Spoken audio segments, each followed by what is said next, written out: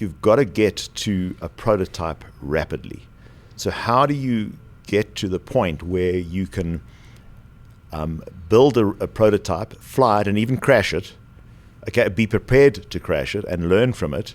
So have more than one in order to learn really quickly and then to scale up and get it out there into the field.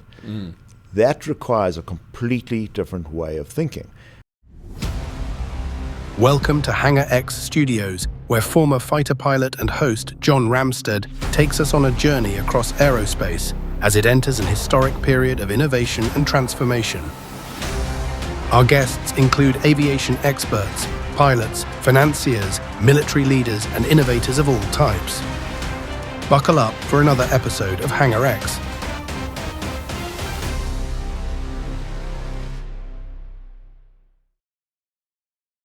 Today's episode is brought to you by our platinum sponsor, XTI Aerospace. They are powering the vertical economy, building a long-range VTOL, and you can find more at xtiaerospace.com. Now, please remember to like, comment, and share on this channel, and enjoy today's podcast.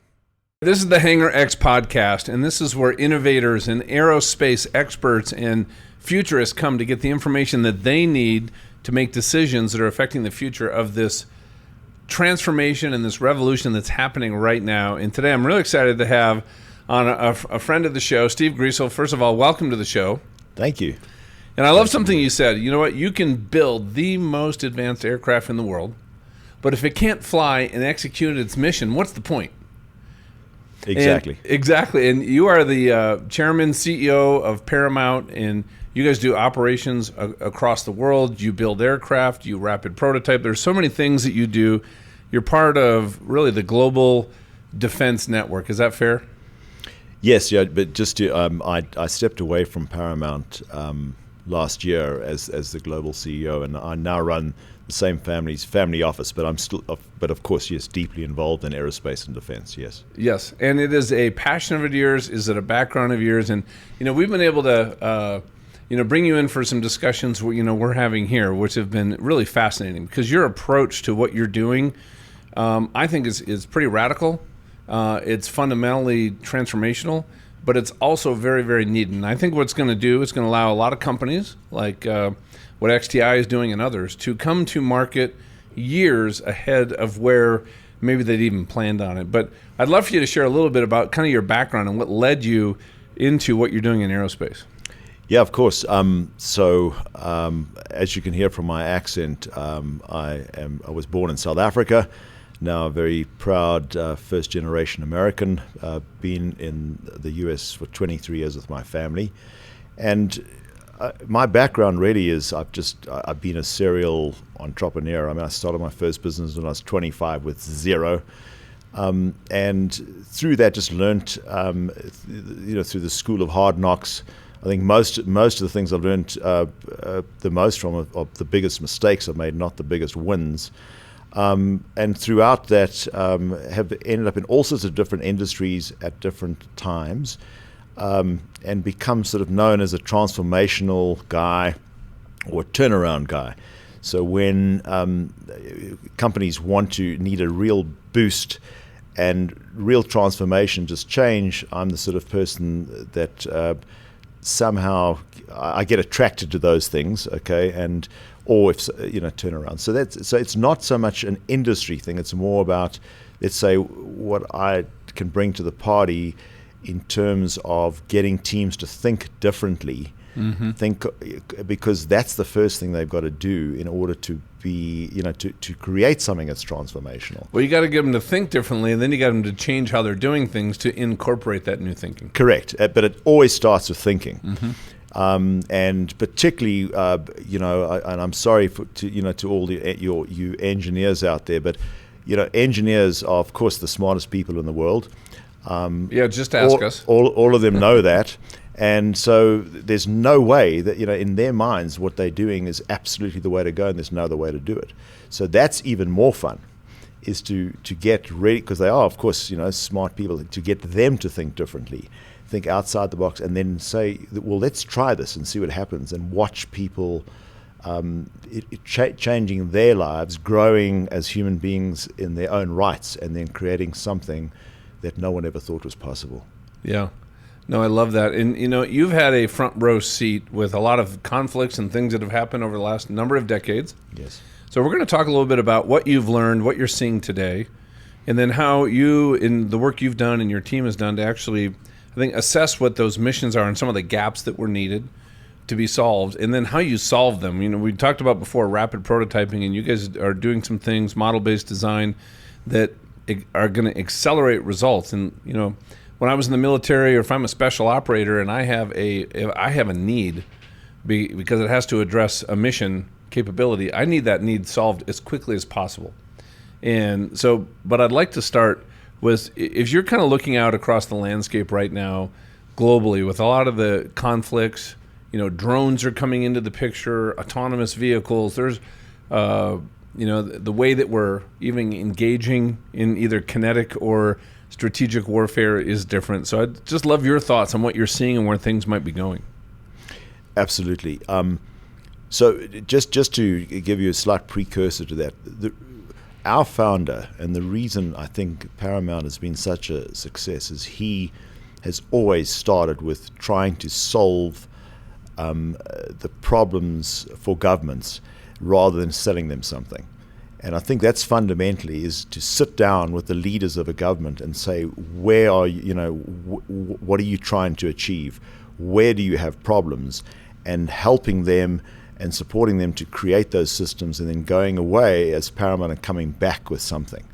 And if you are able to understand at that level a country's issues, you're going to be far more successful than trying to sell stuff. But to jump forward to today, the Ukrainian war has completely changed the face of warfare forever. I mean, in the first few months of that war, I think something like 2,500 Russian tanks were destroyed by drones. That probably cost $50. Until that war, a tank was the greatest thing. If you were a tank commander in a tank, and suddenly you don't want to be in a tank. Well, and one of the most feared things on the battlefield used to be the sniper. And I do some strategic work with the U.S. Air Force. I was at an unclassified briefing, and there is a soldier in the Ukrainian Army and this was a few months ago, over 650 confirmed kills using drones. Right. So that drone pilot has now replaced the sniper. Correct. And he doesn't have to go sneak in somewhere and hide up in a hidey hole and then be exposed when he takes a shot either. Exactly. That's got to change the psychology of the soldiers on the battlefield too. It's unbelievable, right? So you've got the psychological change. That means, of course, all the equipment, all of our procedures, etc. Everything has to change because of something that has completely transformed the battlefield and changed the nature of the fight. But then that also means that there's no point. If we decide, okay, as the US, that we need to get into this world, that we take 5 years and spend several $1 billion to create the stuff, we've got to create it in months. And then we've got to be able to scale up to make thousands and tens of thousands of things. It's a completely different way of thinking. And so maybe you don't have to be at the cutting edge. Yeah. Because that might just take too long. So there's a lot of, I think, head scratching that we've got to do, and I know we're doing it in the US in order, and around the world. I mean, other governments are doing, to be able to look at the 21st century battlefield and say, what does it mean? So, of course, you talked about autonomous. I mean, by the very nature of, those drones or UASs, they are autonomous.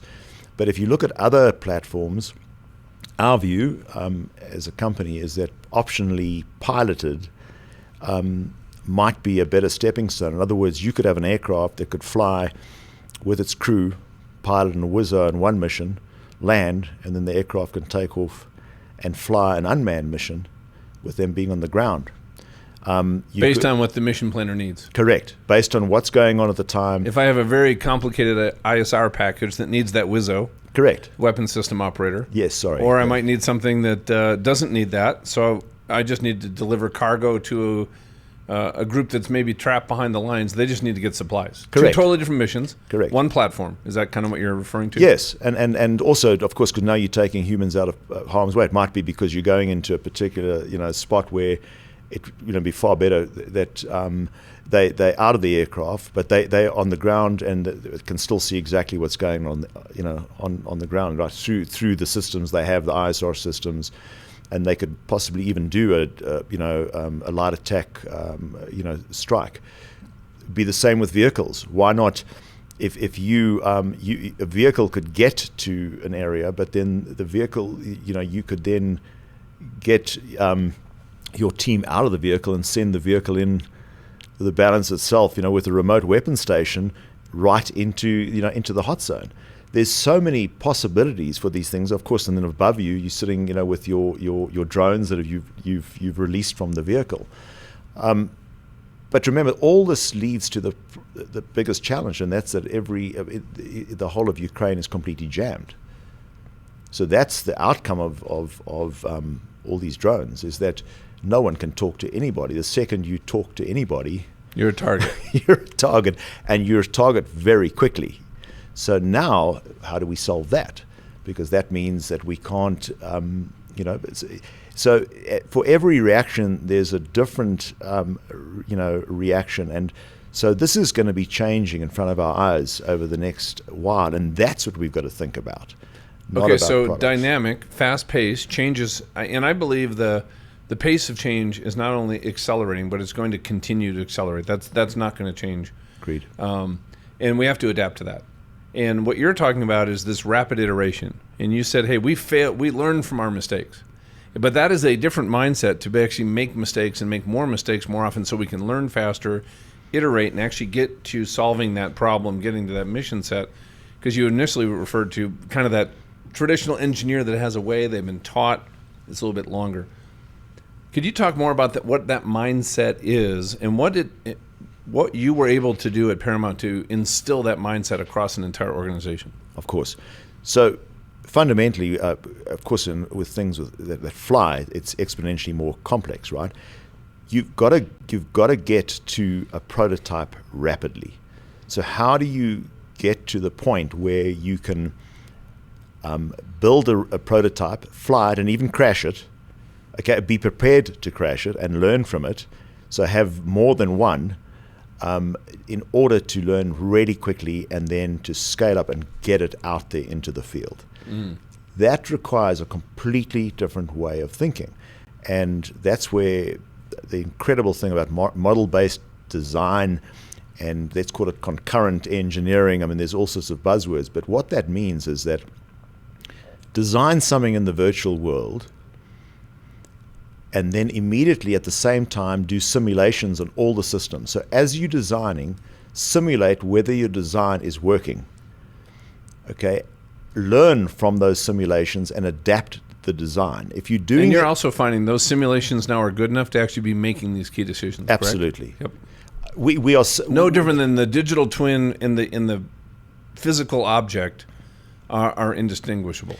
Today, I would say that companies that are doing this, I think you'd find most people say the chances of a mistake being, let's say, not being picked up in the virtual world is very low, just because of the advanced technologies now, the different systems. And remember, it's not just the tools; it's the people.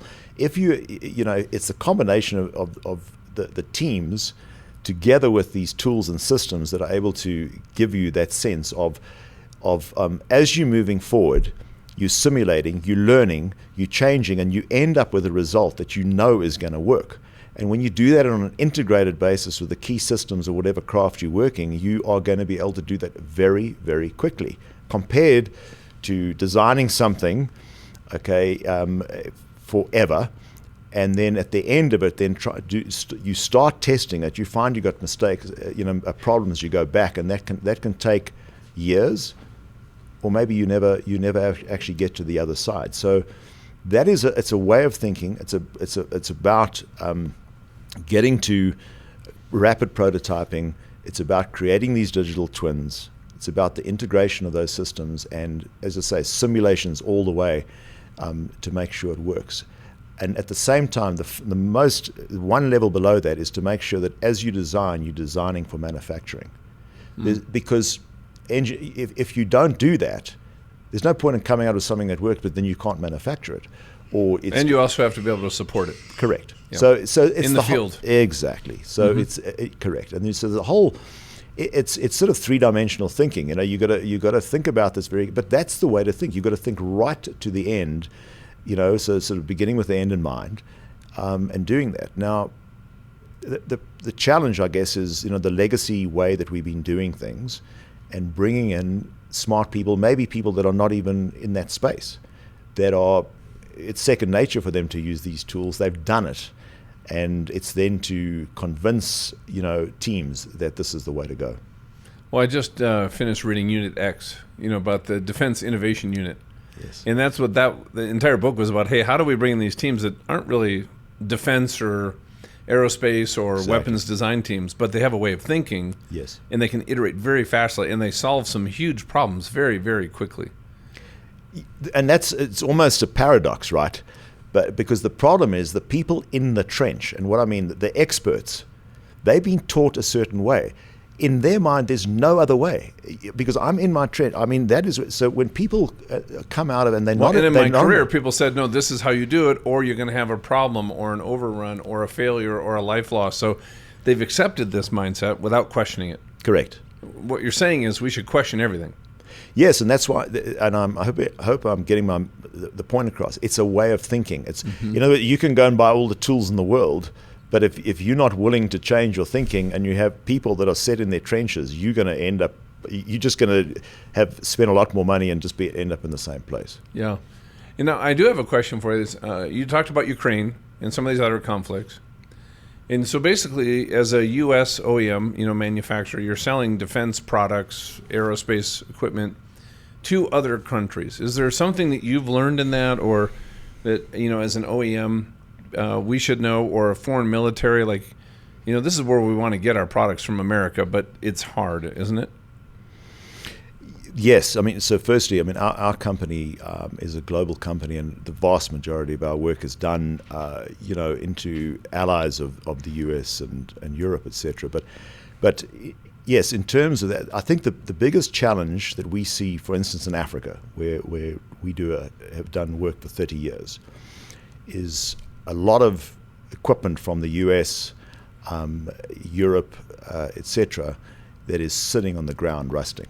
Yeah, is a simple reason: way too expensive, over complex, and there's no proper training done on the ground.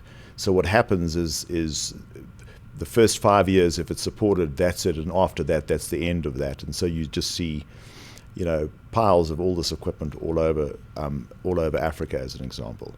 So we have to help those countries solve their problems, and if we solve their problems, the sort of equipment and solutions we're going to bring are totally different to let's say someone wanting to sell, Prime wanting to sell something to an African country. Right. We've got to approach and have deep conversations with their leaders in terms of what are they facing and how we can help them. If we do that, I truly believe that let's call it the products and services that flow from that will naturally flow.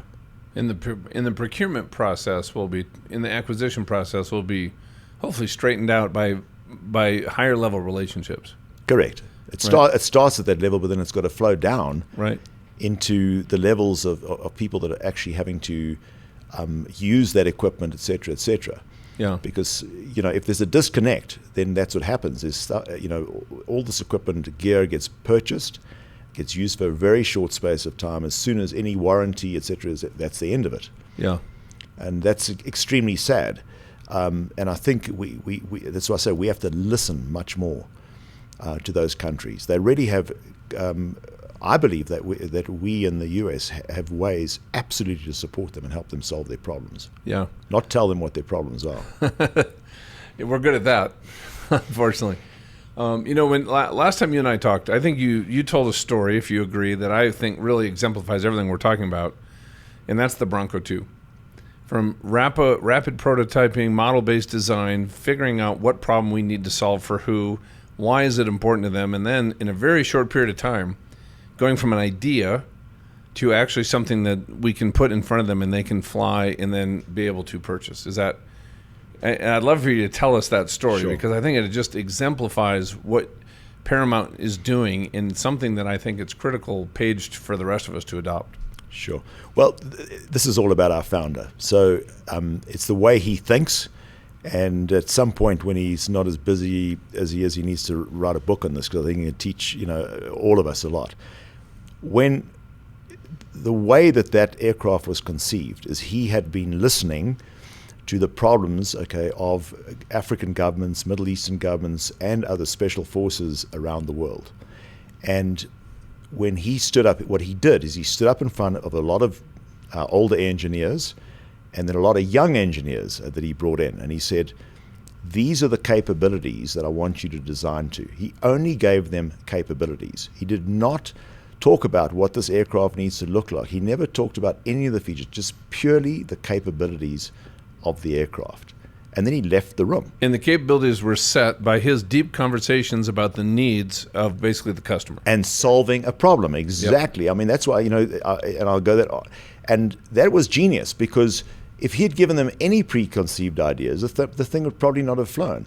So, there's a lot of, let's call it elements to that, that I don't think we have time to go into, but that's why today, the Bronco II, when the first iterations that came from the team, it looks like an attack helicopter. It's got field of view that is unsurpassed in any of those aircraft, because it's an ISR aircraft. So the prop therefore went to the back. It's got this huge canopy. It's got a conformal mission bay that can be changed in 2 hours to a completely different mission, instead of having to do an STC over 18 months. It has these big fat tires because it can land anywhere. You can climb up onto the wing and refuel the aircraft, just the pilot and the whizzer. So it can be broken down in 12 hours and reassembled in 12 hours. It can fit in a C-130, two can fit in a C-17, and one can fit in a 40-foot container. All those were the criteria that he gave the team. That's why the aircraft looks like it looks like. It's not the other way around. And for me, it sounds so simple, but why don't we ever start just simply with not giving everybody what you want, but just telling them these are the capabilities? And it comes, as you say, from a deep sense of knowing what these forces, and particularly special forces, are facing around the world. And hence, you've now got the only clean sheet 21st century design special aircraft in the world. You do. And will you speak a little bit to not only the model-based design, but when you were actually testing just the mission capability, you were using virtual reality to even let a pilot give you feedback without having the airplane built. I was fascinated by that. Yeah, correct. So because of the systems, model-based design, I mean, it's a buzzword, but if you have, with these tools, you're able to create that. And at the same time, we had all these virtual tools. We could also do a lot of structural analysis. We could, there's all sorts of different things that we could do at the same time. But yes, give people a sense of what it would feel like to be in this aircraft. And at the same time, we always do test benches. So we had a test bench of all the systems running on the aircraft on a bench. And so, because, those are highly complex systems that all have to talk to each other in an open architecture. And so we knew that by the time, when the aircraft was built, we took those systems off the bench. They were going to work in the aircraft. There was no doubt. That also saved a huge amount of time and effort, because, once again, if you do that, once the aircraft built and you do it inside the aircraft, you've got problems. It's going to take a long time. So it's your ability to simulate all these things, show people, get people, very smart people on board all the way through to come out the other side with a much higher chance or probability of winning. Yeah. Another question too, just with your background also, not just in the operations and execution side, but also in the investment side of aerospace. These companies need a lot of capital. They usually have a lot of longer time horizons before they're even cash flow positive, Yes. right? What kind of investor do you think is the right kind of investor to be putting money into aerospace right now, knowing the potential, but also knowing some of the risks between, with the companies that are going to break out? Right. Well, it's a very exciting time for aerospace in general, just because of what we talked about in terms of the 21st century battlefield, and the changes and things like the XDI. If you look at the Trifan and what they're trying to achieve, and other companies are trying to achieve. So from an investor perspective, I would say that investors, for me, I would make absolutely certain that if I am going to invest in this, that I'm looking at, I say that the team, and whether the team is embracing what I've just talked about. Mm-hmm. Okay. Because for every 20 teams that do this, one is going to succeed. And I bet you that the one that succeeds is the one that is led by someone who totally lives and sleeps model-based design, who is willing to do simulations and realize very quickly that what he thought or she thought was completely incorrect, and change on the fly early, so that, and end up with something quite different to what they thought, because that's what happens in model-based design. But something that works. You got to be willing to have your mind changed and let go. Oh my word! Yep. You're gonna You get got a to take lot. your ego out of that equation, don't you? You're gonna get a lot of surprises, and some of them be incredible, some really positive stuff. But and you got to go with that because the math and the science and aerodynamics don't lie. I mean, it's telling you this is where you're going, and if those are the teams you got to back. Yep. I don't, sure. I mean, some have got enormous amounts of money, so that's a smart way to go. But by that time, they don't really need money, right? That's what I would check, because then I believe that they would be they'd be in the best position to know that they're going to succeed, and therefore that's where the investment dollars should flow. Well, I love that answer. And as we wrap up, I have one question for you. You have such a unique view and mindset in this industry. Think ahead 1, 2, 3, 4 years. Where do you think the biggest innovation is going to come from that's going to open up this maybe a next level of acceleration or development? It's model-based design, Okay. AI, and quantum computing. So those three coming together. Oh my word! Yeah. I don't think we even utilizing those three things. I think 5 years from now, You could take those capabilities, enter a script, and it actually could output the first draft of the entire design. and you Possibly, could say, right? here are the 7 systems, okay, within that aircraft. I want to please do an analysis of each one of them, down to all the math. I want all the formulas. I want the whole thing. Tell me, the aerodynamics, the thrust. The types of engines. Why? Everything. You'd be able to do that and literally hit a button, get the answer. Now, you'd probably be 85% of the way there already. And that would be, but the trick, once again, is what are the questions you ask? Because it's the same thing. The future is going to be the questions you ask, not the answers that you get. Oh, maybe that's the biggest place for innovation when I'm looking at almost the human element. With these tools, the biggest breakthrough is us being able to ask better questions. That's why when people think that humans are going to go away, that's ridiculous. Who he or she asks the best questions will get the best outcomes using those tools. Because you and I can have exactly the same idea. We'll go, and depending on those questions and those prompts I put into that machine learning, and the quantum computing that's coming at us we think AI is pretty powerful now. Oh my word! 5 years from now, it's going to be unrecognizable. Yeah, we need to do a show on that. I've been studying quantum computing, and it is a game changer. But Steve, it's been so great to meet you in person. Thanks for coming up here to Denver from Dallas, and I'm excited about our next conversation. Yeah, thank you for having me. Really appreciate it. Absolutely. That was fun. Okay. Thank you.